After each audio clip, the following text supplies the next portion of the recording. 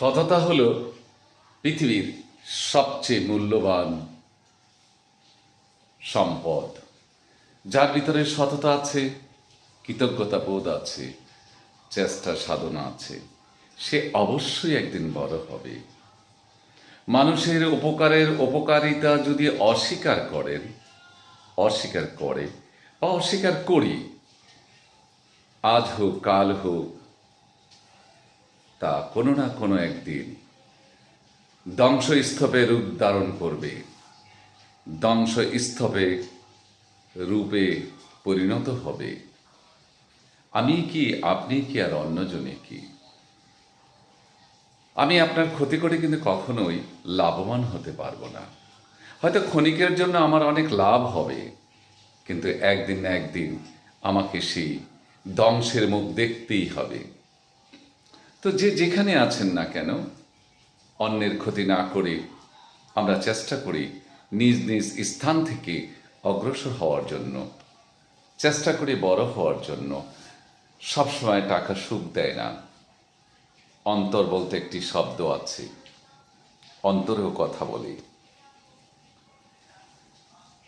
টাকা সুখ দেয়, টাকা সব কিছু, টাকা প্রয়োজন আছে, কিন্তু টাকা আবার সব কিছু নয়। টাকায় পরিপূর্ণভাবে শান্তিও দেয় না। কিন্তু আপনার অন্তর বলতে তো একটি কথা আছে। অন্তরকে প্রশ্ন করলে কিন্তু সব উত্তর আমরা পেয়ে যাই, তাই নয় কি? সবাই ভালো থাকবেন। যে যেখানে আছেন সৎভাবে চেষ্টা করেন।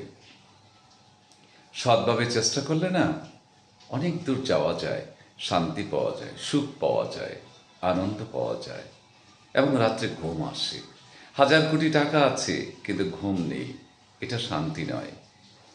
একটি মিন্তি, একটি কৃষক ক্ষেতের আইলে গামছা মাথায় দিয়ে ঘুমিয়ে পড়ে। একজন রিক্সাওয়ালা রিক্সায় বসে ঘুমিয়ে পড়েন। একজন মজুর, যে দিনমজুর, সে যেখানে সেখানে ঘুমিয়ে পড়ে। ওটা হলো শান্তি। শান্তির জন্য অনেক টাকার প্রয়োজন হয় না, চলার জন্য যতটুকু প্রয়োজন ততটুকু হলেই এনাফ।